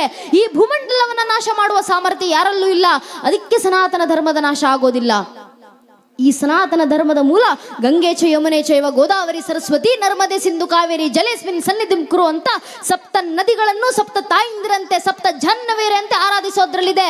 ಆ ಸಪ್ತ ನದಿಗಳಲ್ಲಿ ಹರಿಯುವಂತ ನೀರನ್ನ ತಣಿಸುವ ಸಾಮರ್ಥ್ಯ ಯಾರಲ್ಲೂ ಇಲ್ಲ. ಅದಕ್ಕೆ ಸನಾತನ ಧರ್ಮದ ನಾಶ ಸಾಧ್ಯ ಇಲ್ಲ. ಈ ಸನಾತನ ಧರ್ಮದ ಮೂಲ ಬೆಂಕಿಯನ್ನು ಅಗ್ನಿದೇವ ಅಂತ ಆರಾಧಿಸೋದ್ರಲ್ಲಿದೆ. ಈ ಸನಾತನ ಧರ್ಮದ ಮೂಲ ಗಾಳಿಯನ್ನು ವಾಯುದೇವ ಅಂತ ಆರಾಧಿಸೋದ್ರಲ್ಲಿದೆ. ಈ ಸನಾತನ ಧರ್ಮದ ಮೂಲ ಬೆಟ್ಟ ಗುಡ್ಡಗಳನ್ನು ಕೂಡ ಪರ್ವತ ಶ್ರೇಣಿಗಳಂತೆ ದೇವರ ಸ್ಥಾನದಲ್ಲಿಟ್ಟು ಆರಾಧಿಸೋದ್ರಲ್ಲಿದೆ. ಈ ಸನಾತನ ಧರ್ಮದ ಮೂಲ ಪ್ರಕೃತಿಯ ಅಣು ರೇಣು ತೃಣ ಕಾಷ್ಟಗಳಲ್ಲೂ ಅಡಗಿದೆ. ಅದಕ್ಕೆ ಸನಾತನ ಧರ್ಮ ನಿರಂತರ ಚಿರಂಜೀವಿಯಾಗಿ ಜೀವಿಸುತ್ತೆ. ಇದನ್ನ ನಾನು ಹೇಳ್ತಾ ಇರೋ ಮಾತಲ್ಲ, ಅರ್ಜುನ ಹೇಳಿದಂತ ಮಾತು. ಭಗವದ್ಗೀತೆ 11ನೇ ಅಧ್ಯಾಯದ 18ನೇ ಶ್ಲೋಕದ 3ನೇ ಸಾಲಿನಲ್ಲಿ ಅರ್ಜುನ ಕೃಷ್ಣನಿಗೆ ಹೇಳುತ್ತಾರೆ, ಕೃಷ್ಣ ಸನಾತನ ಧರ್ಮ ಗುಪ್ತ ನೀನು. ಅರ್ಥಾತ್ ಸನಾತನ ಧರ್ಮದ ಶಾಶ್ವತ ರಕ್ಷಕನಾಗಿ ಸ್ವತಃ ಭಗವಂತ ಶ್ರೀಕೃಷ್ಣ ಪರಮಾತ್ಮನೇ ನಿಂತಿರಬೇಕಾದ್ರೆ ಸನಾತನ ಧರ್ಮದ ನಾಶ ಯಾವ ಮಾನವರಿಂದಲೂ ಸಾಧ್ಯ ಇಲ್ಲ. ಅದಕ್ಕೆ ಅರ್ಜುನ ಹೇಳ್ತಾರೆ ಸನಾತನ ಧರ್ಮ ಉಳಿಯುತ್ತೆ. ಎಲ್ಲಿವರೆಗೂ ಉಳಿಯುತ್ತೆ? ಅರ್ಜುನ ಕರೆಯನ್ನು ಕೊಟ್ಟರು. ಎಲ್ಲಿವರೆಗೂ ಸೂರ್ಯನ ಕಿರಣಗಳು ಭೂಮಂಡಲವನ್ನು ಸ್ಪರ್ಶಿಸುತ್ತೋ ಅಲ್ಲಿವರೆಗೂ ಸನಾತನ ಧರ್ಮ ಪ್ರಜ್ವಲತೆಯಿಂದ ಬೆಳಗುತ್ತೆ. ಎಲ್ಲಿವರೆಗೂ ಜಗತ್ತಿನಲ್ಲಿ ಗಾಳಿ ಎಲ್ಲೆಡೆ ಸ್ಥಿತವಾಗಿರುತ್ತೋ ಅಲ್ಲಿವರೆಗೂ ಸನಾತನ ಧರ್ಮ ಜೀವಂತಿಸುತ್ತೆ. ಎಲ್ಲಿವರೆಗೂ ಹಿಂದೂ ಮಹಾಸಾಗರದಲ್ಲಿ ಅಲೆಗಳು ಜೀವಂತಿಸುತ್ತೋ ಅಲ್ಲಿವರೆಗೂ ಸನಾತನ ಧರ್ಮ ಭೂಮಂಡಲದ ಮುಂದೆ ಭೋರ್ಗರೆಯುತ್ತೆ ಅಂತ ಅರ್ಜುನ ಭಗವದ್ಗೀತೆನಲ್ಲಿ ಹೇಳಿದಂತ ಮಾತು. ಇದನ್ನೇ ಕೃಷ್ಣ ಹೇಳ್ತಾರೆ. ಭಗವದ್ಗೀತೆ 4ನೇ ಅಧ್ಯಾಯದ 7ನೇ ಶ್ಲೋಕದಲ್ಲಿ ಕೃಷ್ಣ ಹೇಳ್ತಾರೆ, ಯದಾ ಯದಾ ಈ ಧರ್ಮಸ್ಯ ಜ್ಞಾನಿರ್ಭವತಿ ಭಾರತ ಅಭ್ಯುತ್ಥಾನಮ ಧರ್ಮಸ್ಯ ದದಾತ್ಮಾನುಷುಜಾಮ್ಯಹಂ ಪರಿತ್ರಾಣಯ ಸಾಧುನ ವಿನಾಶಾಯ ದೃಷ್ಟುತ ಧರ್ಮ ಸಂಸ್ಥಾಪನಾತಾಯ ಸಂಭವಾಮಿ ಯುಗೆ ಯುಗೆ ಅಂತ. ಅರ್ಥಾತ್ ಕುರುಕ್ಷೇತ್ರ ರಣರಂಗದಲ್ಲಿ ಇತ್ತು ಕೌರವರು ಮತ್ತು ಪಾಂಡವರ ಸೈನ್ಯ ಮಧ್ಯದಲ್ಲಿ ರಥವನ್ನ ನಿಲ್ಲಿಸಿ ಅರ್ಜುನನಿಗೆ ಕೃಷ್ಣ ಹೇಳ್ತಾರೆ, ಭರತ ವಂಶದ ಕುಡಿ ಅರ್ಜುನ ಕಿವಿಗೊಟ್ಟು ಕೇಳು, ಯಾವಾಗೆಲ್ಲ ದೇಶ ಮತ್ತು ಧರ್ಮ ನಾಶದ ಅಂಚಿಗೆ ಬಂದು ನಿಲ್ಲುತ್ತೋ ಆಗೆಲ್ಲ ದೇಶ ಮತ್ತು ಧರ್ಮದ ರಕ್ಷಣೆಗೆ ನಾನು ಮತ್ತೆ ಮತ್ತೆ ಅವತರಿಸಿ ಬರ್ತೀನಿ ಅಂತ ಶ್ರೀಕೃಷ್ಣ ಪರಮಾತ್ಮ ಭಗವದ್ಗೀತೆನಲ್ಲಿ ಕರೆ ಕೊಟ್ರು. ಆ ಕರೆಯನ್ನ ಮುಂದುವರಿಸಿ ಹೇಳ್ತಾರೆ ಕೃಷ್ಣ. ಯಾವ ರೀತಿ ಅವತರಿಸ್ತೀನಿ ಧರ್ಮ ರಕ್ಷಣೆಗೆ? ಕೃಷ್ಣ ಹೇಳಿದ್ರು, ಸತ್ಯುಗದಲ್ಲಿ ಅವತರಿಸಿದೆ, ತ್ರೇತಾಯುಗದಲ್ಲಿ ಅವತರಿಸಿದೆ, ದ್ವಾಪರ ಯುಗದಲ್ಲಿ ಅವತರಿಸಿದೆ, ಕಲಿಯುಗದಲ್ಲಿ ಮತ್ತೆ ಅವತರಿಸ್ತೀನಿ. ಆದ್ರೆ ಕಲಿಯುಗದಲ್ಲಿ ಒಂದು ಅವತಾರದಿಂದ ಧರ್ಮ ರಕ್ಷಣೆ ಅಲ್ಲ, ಸಂಘಶಕ್ತಿ ಕಲಿಯುಗೆ ಅನ್ನೋ ಕರೆಯನ್ನ ಕೃಷ್ಣ ನೀಡಿದ್ರು. ಅರ್ಥಾತ್ ಸಂಘಟಿತ ಬಲದಿಂದ ಮಾತ್ರ ಇವತ್ತು ಧರ್ಮ ರಕ್ಷಣೆ ಆಗೋದು. ಈ ಸಂಘಟಿತ ಬಲ ನಮ್ಮಲ್ಲಿ ಬೆಳ್ಕೊಂಡ್ರೆ ಏನೇನೆಲ್ಲ ಪರಿವರ್ತನೆ ತರಬಹುದು ಅನ್ನೋದಕ್ಕೆ ಇವತ್ತಿನ ದಿನ ದೇಶದಾದ್ಯಂತ ನಮಗೆ ಜೀವಂತ ಸಾಕ್ಷಿಗಳು ಕಾಣುತ್ತವೆ. ಒಮ್ಮೆ ಹಿಂದೂ ಸಮಾಜ ಸಂಘಟಿತಗೊಂಡ್ರೆ ಏನೆಲ್ಲ ಬದಲಾವಣೆ ಆಗಬಹುದು ಅನ್ನೋದಕ್ಕೆ ಅಯೋಧ್ಯೆಯ ರಾಮ ಮಂದಿರ ಜೀವಂತ ಉದಾಹರಣೆ. 500 ವರ್ಷದ ಹೋರಾಟ ನನ್ನ ನೆಚ್ಚಿನ ಬಂಧುಗಳೇ. 500 ವರ್ಷದ ಹೋರಾಟ ನಂತರ 500 ವರ್ಷಗಳ ಅರ್ಥಾತ್ ಬರೋಬ್ಬರಿ 16 ತಲೆಮಾರುಗಳ ಹೋರಾಟ. 16 ತಲೆಮಾರುಗಳ ಹೋರಾಟದ ನಂತರ 500 ವರ್ಷದ ನಿರಂತರ ಸಂಘರ್ಷಗಳ ನಂತರ ಇವತ್ತಿನ ದಿನ ನಿನ್ನೆ ಮೊನ್ನೆ ನ್ಯೂಸ್ ಬಂದಿದೆ, ಮುಂದಿನ ವರ್ಷದ 2024 ಜಾನ್ವರಿ ತಿಂಗಳ 22ನೇ ತಾರೀಕು ಅಯೋಧ್ಯೆ ರಾಮ ಮಂದಿರ ಸಂಪೂರ್ಣ ನಿರ್ಮಾಣಗೊಳ್ಳುತ್ತೆ. ಇಡೀ ಹಿಂದೂ ಸಮಾಜ ರಾಮನವಮಿಯನ್ನು ಅದೇ ರಾಮ ಮಂದಿರ ಆಚರಿಸಬಹುದು ಅಂತ ಮೊನ್ನೆ ಘೋಷಣೆ ಕೊಟ್ಟಾಗಿದೆ. ಇಷ್ಟು ವರ್ಷಗಳ ಕಾಲ ನಾವು ಹೇಳ್ಕೊಂಡು ತಿರುಗಾಡ್ತಾ ಇದ್ವಿ, ನಾವು ಹಾಡುಗಳನ್ನು ಆಡ್ತಾ ಇದ್ವಿ, ನಮ್ಮ ಇನ್ಸ್ಟಾಗ್ರಾಮ್ ಸ್ಟೋರಿನಲ್ಲಿ ಸ್ಟೇಟಸ್ ಇಡ್ತಾ ಇದ್ವಿ ಬನಾಯಿಂಗೆ ಮಂದಿರ್ ಅಂತ. ಆಜ್ ಬನ್ ಗಯಾ ಮಂದಿರ್, ಸಂಪೂರ್ಣ ನಿರ್ಮಾಣಗೊಂಡಂತ ರಾಮರ ಅಯೋಧ್ಯೆ ಜನ್ಮಭೂಮಿಯ ಶ್ರೀರಾಮರ ಮಂದಿರದ ಸಂದರ್ಶನಕ್ಕೆ ಸಮಸ್ತ ಹಿಂದೂ ಸಮಾಜ ಮುಂದಿನ ವರ್ಷ ಹೋಗಬಹುದು ಅಯೋಧ್ಯೆಗೆ ಅನ್ನೋ ಖುಷಿಯ ಸಂಗತಿ ಇಡೀ ಹಿಂದೂ ಸಮಾಜಕ್ಕಿದೆ. ಒಮ್ಮೆ ಹಿಂದೂ ಸಮಾಜ ಒಗ್ಗಟ್ಟಾದ್ರೆ ಏನೇನು ಬದಲಾವಣೆ ತರಬಹುದು ಅನ್ನೋದಕ್ಕೆ ಒಂದು ಉದಾಹರಣೆ ಅದು. ಕೇವಲ ರಾಮರ ಮಂದಿರ ಮಾತ್ರ ಅಲ್ಲ, ಇಷ್ಟು ವರ್ಷ ನಾವು ಶ್ಲೋಕಗಳಲ್ಲಿ ದಿನ ಬೆಳಿಗ್ಗೆ ಕೂತು ಹೇಳ್ತಾ ಇದ್ವಿ ನಮಸ್ತೆ ಶಾರದಾ ದೇವಿ ಕಾಶ್ಮೀರ ಪುರವಾಸಿನಿ ಅಂತ. ಅಂದ್ರೆ ಕಾಶ್ಮೀರದಲ್ಲಿರುವಂತ ತಾಯಿ ಶಾರದೆ ನಿನಗೆ ನಮಸ್ಕಾರ ಸಲ್ಲಿಸ್ತೀನಮ್ಮ ಅಂತ ನಾವು ದಿನ ಬೆಳಗಾದ್ರೆ ಹೇಳ್ತಾ ಇದ್ವಿ. ಆದ್ರೆ ನಮ್ಮಲ್ಲೂ ಎಲ್ಲೋ ಒಂದ್ ಕಡೆ ಒಂದು ಗಿಲ್ಟಿ ಫೀಲ್ ಇತ್ತು, ಪಶ್ಚಾತ್ತಾಪ ಇತ್ತು. ಅರೆ ಕಾಶ್ಮೀರ ಪುರವಾಸಿನಿ ಅಂತ ತಾಯಿ ಶಾರದೆಯನ್ನು ಆರಾಧಿಸ್ತೀವಿ, ಕಾಶ್ಮೀರದಲ್ಲಿ ತಾಯಿ ಶಾರದೆಯ ಮಂದಿರನೇ ಇಲ್ವಲ್ಲ ಅಂತ. ಇನ್ನು ಮುಂದೆ ಆ ಕೊರತೆ ಇಲ್ಲ, ಇನ್ನು ಮುಂದೆ ಹೆಮ್ಮೆಯಿಂದ ಹೇಳಬಹುದು. ಎಷ್ಟೋ ವರ್ಷಗಳ ನಂತರ, ದಶಕಗಳ ನಂತರ ಮತ್ತೊಮ್ಮೆ ಕಾಶ್ಮೀರದ ಶಾರದಾ ಪೀಠೆಯ ಜಾಗದಲ್ಲಿ ಮತ್ತೊಮ್ಮೆ ತಾಯಿ ಶಾರದೆಯ ದೇವಸ್ಥಾನ ನಿರ್ಮಾಣಗೊಂಡದೆ. ನಮ್ಮ ಕರ್ನಾಟಕದ ಶೃಂಗೇರಿಯ ಜಗದ್ಗುರುಗಳು ಹೋಗಿ ತಾಯಿ ಶಾರದೆಯ ಅಭಿಷೇಕವನ್ನು ಮಾಡಿ ತಾಯಿ ಶಾರದೆಗೆ ಪೂಜೆಯನ್ನು ಕಾಶ್ಮೀರದಲ್ಲಿ ಸಲ್ಲಿಸಿ ಬಂದಿದ್ದಾರೆ. ಇವತ್ತಿನ ದಿನ ಕಾಶ್ಮೀರದಲ್ಲಿ ಆಗ್ತಾ ಇರುವಂತಹ ಬದಲಾವಣೆಯನ್ನ ನೋಡಿ. ಮೊನ್ನೆ ಕೃಷ್ಣ ಜನ್ಮಾಷ್ಟಮಿ ನಡೀತಲ್ಲ, ಕೃಷ್ಣ ಜನ್ಮಾಷ್ಟಮಿಯ ದಿನ ಕಾಶ್ಮೀರದ ಹಿಂದೂಗಳು ಕಣ್ಣೀರಿಡ್ತಾ ಪತ್ರಕರ್ತರ ಮುಂದೆ ಹೇಳ್ಕೊಂಡ್ರು. ಆ ಕಾಶ್ಮೀರದ ಹಿಂದೂಗಳು ಹೇಳಿದ್ರು, ಸ್ವಾಮಿ 30 ವರ್ಷಗಳ ಹಿಂದೆ ಕಾಶ್ಮೀರದಲ್ಲಿ ಯಾರ್ಯಾರೆಲ್ಲ ಹಿರಿಯರಿದ್ರಲ್ಲ, ಆ ವೃದ್ಧರು ಹಿಂದೂಗಳು ಹೇಳ್ಕೊಂತಾರೆ ಪತ್ರಕರ್ತರ ಮುಂದೆ, ಸ್ವಾಮಿ 30 ವರ್ಷಗಳ ಹಿಂದೆ ನಮ್ಮದೇ ಕಾಶ್ಮೀರದ ಗಲ್ಲಿಗಳಲ್ಲಿ ಘೋಷಣೆಗಳು ಕೇಳಿ ಬಂದಿದ್ವು. ಯಾವ ಘೋಷಣೆಗಳು ಗೊತ್ತೇ? ಕಾಶ್ಮೀರದ ಪಂಡಿತರೇ, ನಿಮ್ಮ ಹೆಣ್ಣು ಮಕ್ಕಳನ್ನ ಕಾಶ್ಮೀರದಲ್ಲಿ ಬಿಟ್ಟು ನೀವು ಜಾಗ ಖಾಲಿ ಮಾಡಿ. ನಮ್ಮದೇ ಕಾಶ್ಮೀರದಲ್ಲಿ ಘೋಷಣೆಗಳು ಕೇಳಿ ಬಂದಿದ್ವು 30 ವರ್ಷಗಳ ಹಿಂದೆ. ಎಂಥ ಘೋಷಣೆ? ಕಾಶ್ಮೀರದಿಂದ ಹಿಂದೂಗಳು ಪತ್ರಕರ್ತರ ಮುಂದೆ ಹೇಳ್ಕೊಂತಾರೆ, 30 ವರ್ಷಗಳ ಹಿಂದೆ ಕಾಶ್ಮೀರದಲ್ಲಿದ್ದಂತ ಒಂದಿಷ್ಟು ಜಿಹಾದಿಗಳು ಘೋಷಣೆ ಆಗ್ತಾ ಹೇಳಿದ್ರು, ಯಾವ್ಯಾವ ಹಿಂದೂಗಳು ಮನೆಯಲ್ಲಿ ಮಂತ್ರೋಚ್ಚಾಟನೆ ಮಾಡ್ತಿರೋ ಆ ಹಿಂದೂಗಳ ನಾಲಿಗೆ ಕತ್ತರಿಸ್ತೀವಿ, ಯಾವ್ಯಾವ ಹಿಂದೂಗಳು ಕೇಸರಿ ದಾರಗಳನ್ನ ಕೈಯಲ್ಲಿ ಕಟ್ತಿರೋ ಆ ಹಿಂದೂಗಳ ಕೈ ಕತ್ತರಿಸ್ತೀವಿ, ಯಾವ್ಯಾವ ಹಿಂದೂಗಳು ದೇವಸ್ಥಾನದಲ್ಲಿ ಪೂಜೆ ಮಾಡ್ತಿರೋ ಆ ಹಿಂದೂಗಳ ಕತ್ತು ಕತ್ತರಿಸ್ತೀವಿ ಅಂತ ಘೋಷಣೆಗಳು ಕೇಳಿ ಬಂದಿದ್ವು. ನಮ್ಮ ಹಿಂದೂಗಳ ದೇವಸ್ಥಾನಗಳನ್ನ ನೆಲಸಮ ಮಾಡಿದ್ರು ಸ್ವಾಮಿ 30 ವರ್ಷಗಳ ಹಿಂದೆ. ಆದ್ರೆ 30 ವರ್ಷಗಳ ನಂತರ ಇವತ್ತಿನ ದಿನ ಯಾವ್ಯಾವ ಗಲ್ಲಿಗಳಲ್ಲಿ ಹಿಂದೂಗಳ ನಾಶ ಮಾಡ್ತೀವಿ ಅಂತ ಘೋಷಣೆಗಳು ಕೇಳಿ ಬಂದವು, ಅದೇ ಗಲ್ಲಿಗೂ ನುಗ್ಗಿ ಪ್ರಭು ಶ್ರೀರಾಮಚಂದ್ರರಿಗೆ ಜೈ ಶ್ರೀರಾಮ್ ಅನ್ನೋ ಘೋಷಣೆಗಳನ್ನ ನಾವು ಹಿಂದೂಗಳು ಹಾಕ ಬಂದಿದ್ದೀವಿ, ನಾವು ಸಂಘಟಿತರಾಗಿದ್ದೀವಿ ಇವತ್ತಿನ ದಿನ ಅಂತ ಕಾಶ್ಮೀರದ ಹಿಂದೂಗಳು ಕಣ್ಣೀರಿಡ್ತಾ ಖುಷಿಯಿಂದ ಹೇಳ್ಕೊಂಡ್ರು. ಆ ಕಾಶ್ಮೀರದ ಹಿಂದೂಗಳು ಹೇಳ್ತಾರೆ, ಯಾವ್ಯಾವ ಗಲ್ಲಿನಲ್ಲಿದ್ದಂಥ ನಮ್ಮ ದೇವಸ್ಥಾನಗಳನ್ನ ಪುಡಿ ಮಾಡಿದ್ರೋ ಅದೇ ಗಲ್ಲಿಗಳಿಗೆ ಕೃಷ್ಣನ ಮೂರ್ತಿಯನ್ನು ಹಿಡಿದುಕೊಂಡು ಹೋಗಿ ಕೃಷ್ಣನ ಆರಾಧನೆಯನ್ನು ಮಾಡಿ ಬಂದಿದ್ದೀವಿ, ಇವತ್ತು ಬದುಕು ಸಾರ್ಥಕ ಅನಿಸ್ತಾ ಇದೆ ನಮಗೆ ಅಂತ ಕಾಶ್ಮೀರದ ಹಿಂದೂಗಳು ಕಣ್ಣೀರಿಡ್ತಾ ಹೆಮ್ಮೆಯಿಂದ ಹೇಳ್ಕೊಂಡ್ರು. ಕಾಶ್ಮೀರದಲ್ಲಿ ಆಗ್ತಾ ಇರುವಂತ ಬದಲಾವಣೆ ಅಂತಹದ್ದು ಅಂತ. ಮೊನ್ನೆ ಇನ್ನೊಂದು ಸುದ್ದಿ ಬಂತು. ಕಾಶ್ಮೀರದಲ್ಲಿ ಆಗಸ್ಟ್ 15ನೇ ತಾರೀಕು ಕಾಶ್ಮೀರದಲ್ಲಿ ಅಲ್ಲಿನ ಮದ್ರಾಸದ ಯಾವ್ಯಾವ ಮೌಲ್ವಿಗಳಿದ್ರು ಆ ಮೌಲ್ವಿಗಳು ಮುಸಲ್ಮಾನರನ್ನೆಲ್ಲರೂ ಕರೆಸ್ಕೊಂಡು ಅವ್ರ ಮುಂದೆ ನಿಂತು ಪ್ರಮಾಣ ಮಾಡಿಸ್ತಿದ್ರು. ಏನಂತ ಪ್ರಮಾಣ ಗೊತ್ತೇ? ಇಸ್ ತಿರಂಗೆ ಕಿ ಶಾನ್ ಕೆ ಲಿಯೆ ಹಮ್ ಏಕ್ ಸಾಥ್ ಹೋಕರ್ ಭಾರತ್ ಕೆ ಸೇವಾ ಕರೆಂಗೆ ಅಂತ. ಒಂದು ಕಾಲದಲ್ಲಿ ಕಾಶ್ಮೀರದವ್ರು ಹೇಳ್ತಾ ಇದ್ರು, ನಾವು ಭಾರತೀಯರಲ್ಲ, ಭಾರತವನ್ನು ಬಿಟ್ಟು ಹೋಗ್ತೀವಿ ನಾವು ಕಾಶ್ಮೀರದವರು ಅಂತ. ಆ ಕಾಶ್ಮೀರದಲ್ಲಿ ಇರುವಂತ ಮೌಲ್ವಿಗಳು ಮೊನ್ನೆ ನಿಂತ್ಕೊಂಡು ಹೇಳ್ತಾರೆ, ನಾವು ತಿರಂಗದ ಹೆಮ್ಮೆಗೋಸ್ಕರ ನಾವೆಲ್ಲರೂ ಮುಸಲ್ಮಾನರು ಒಗ್ಗೂಡಿ ಬಂದು, ಕಾಶ್ಮೀರದ ಮುಸಲ್ಮಾನರು ಒಗ್ಗೂಡಿ ಬಂದು ದೇಶಕ್ಕೆ ಸೇವೆ ಸಲ್ಲಿಸ್ತೀವಿ ಅಂತ. ಬದಲಾವಣೆ ನೋಡಿ. ಕೆಲವು ವರ್ಷಗಳ ಹಿಂದೆ ನಾವು ಕಾಶ್ಮೀರವನ್ನ ಭಾರತದಿಂದ ಹೊರಪಡಿಸಿ ಕಾಶ್ಮೀರ ಭಾರತಕ್ಕೆ ಸೇರಿದ್ದಲ್ಲ ಅಂತ ಹೇಳ್ತಾ ಇದ್ರು.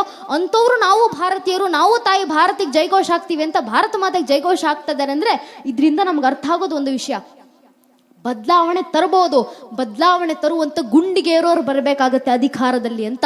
ಅಂಥವ್ರು ಬಂದಾಗ ಮಾತ್ರ ದೇಶದಲ್ಲಿ ಬದಲಾವಣೆ ಬರ್ಲಿಕ್ಕೆ ಸಾಧ್ಯ.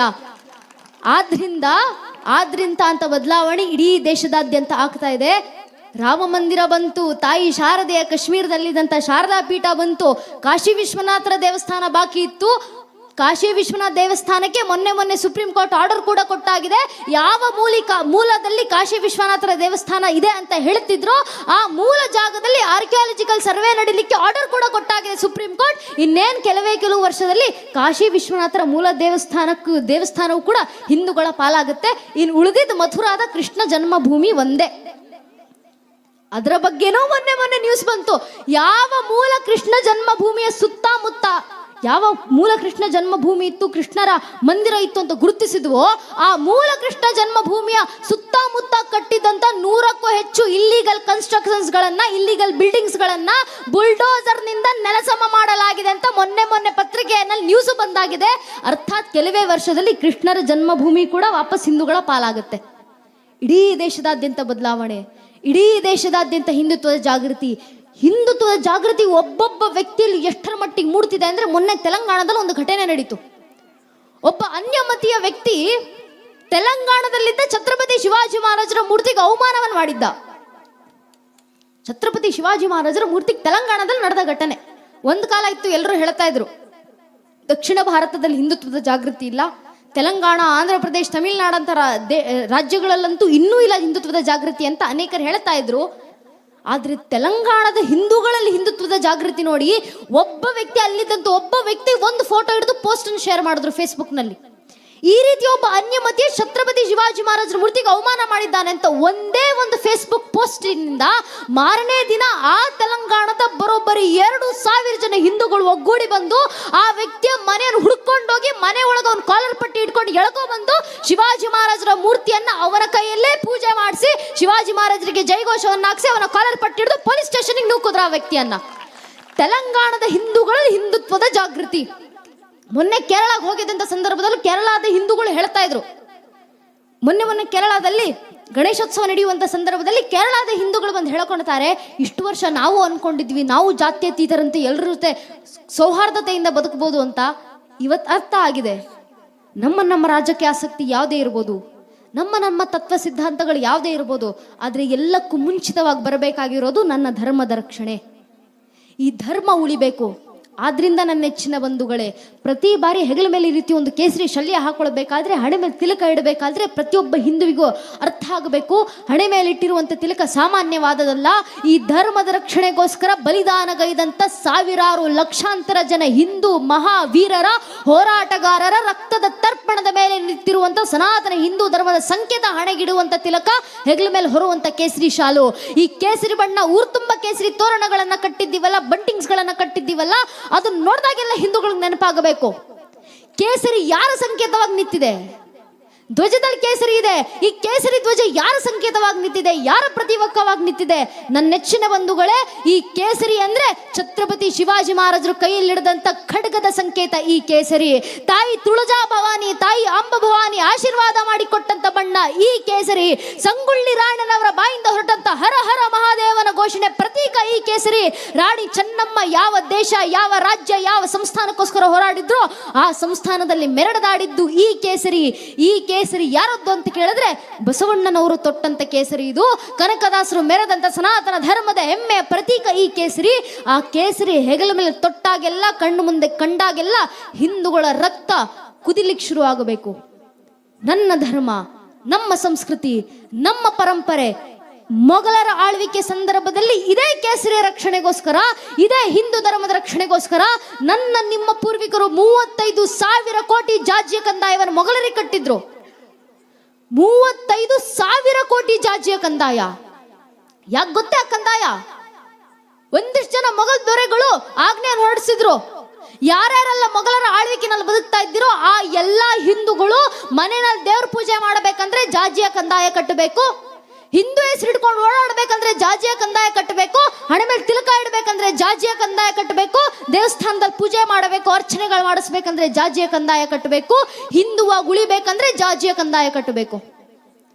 ಹಿಂದೂ ಧರ್ಮದಲ್ಲಿ ಉಳಿಲಿಕ್ಕೋಸ್ಕರ ನಮ್ಮ ಪೂರ್ವಿಕರು ಮೊಘಲರಿಗೆ 35,000 ಕೋಟಿಯ ಜಾಜಿಯ ಕಂದಾಯವನ್ನು ಕೊಟ್ಟಿದ್ದಾರೆ. ವಿಜಯನಗರ ಜಿಲ್ಲೆಯ ಗ್ರಾಮಸ್ಥರಿದ್ದೀರಾ, ದಯವಿಟ್ಟು ಅರ್ಥ ಮಾಡ್ಕೊಳ್ಳಿ, ಹೆಸರಲ್ಲೇ ವಿಜಯ ಇದೆ. ಇದನ್ನ ಕೆಲವೊಂದಿಷ್ಟು ಜನ ಅಪಭ್ರಂಶ ಪದವಾದಂತ ಬಿಜಾಪುರ ಅಂತ ಹೇಳ್ಕೊಂಡು ತಿರುಗಾಡ್ತಾರೆ. ಯಾವುದೋ ಮೊಘಲ್ ದೊರೆ ಕೊಟ್ಟಂತ ಗುಲಾಮಿ ಸಂಕೇತದ ಹೆಸರಿನ ಬಿಜಾಪುರ ಅಂತ ದಯವಿಟ್ಟು ಹೇಳಬೇಡಿ. ನಮ್ಮ ಹಿಂದೂರ ಹೆಸರೋತ್ರಾಣರಾದಂತ ಶಾಸ್ತ್ರಾರು, ಮಹಾವೀರರು, ಯೋಧರು ಆಳಿದಂತ ಬೆಳೆಸಿದಂತ ವಿಜಯದ ನಗರಿ ವಿಜಯಪುರ. ಇದು ಹಿಂದುತ್ವದ ಸಂಕೇತವಾದಂತ ವಿಜಯಪುರ ಅನ್ನೋ ಹೆಸರಿನಿಂದಲೇ ದಯವಿಟ್ಟು ನಿಮ್ಮ ಜಿಲ್ಲೆಯನ್ನು ಗುರುತಿಸಿ. ಬೇರೆ ಯಾವುದು ಬಿಜಾಪುರ ಅನ್ನೋ ಅಪಭ್ರಂಶ ಪದವನ್ನ ಉಪಯೋಗಿಸ್ಲಿಕ್ಕೆ ಹೋಗಬೇಡಿ. ನಾವು ಇಡುವಂತ ಹೆಸರಿನಲ್ಲೂ ಕೂಡ ನಮ್ಮ ಹಿಂದುತ್ವದ ಸಂಕೇತ ಕಾಣಿಸ್ಬೇಕು, ನಮ್ಮ ಪರಂಪರೆ ಇತಿಹಾಸದ ಸಂಕೇತ ಕಾಣಿಸ್ಬೇಕು. ನನ್ನ ನೆಚ್ಚಿನ ಬಂಧುಗಳೇ, ಇದನ್ನ ಹೇಳ್ತಾ ನಾವೆಲ್ಲ ಸಮಸ್ತ ಹಿಂದೂ ಬಾಂಧವರು ಒಗ್ಗೂಡಿ ಬರೋಣ.